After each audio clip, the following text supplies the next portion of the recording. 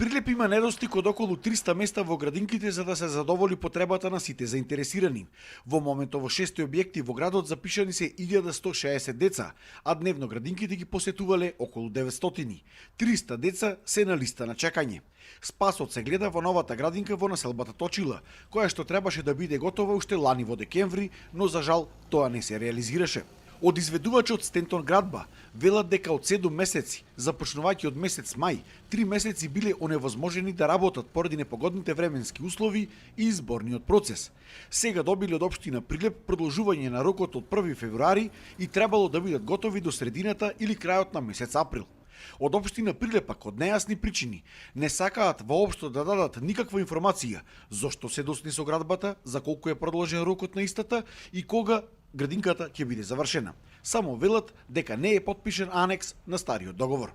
Тоа што може да го добие едно дете како бенефит во својот развој во детската градинка, на ниедно друго место не може да се надополни.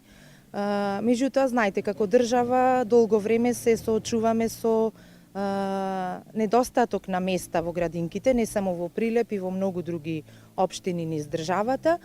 Се надевам дека со изградбата на новата градинка во населбата Точила, дека горе-долу ќе го решиме проблем.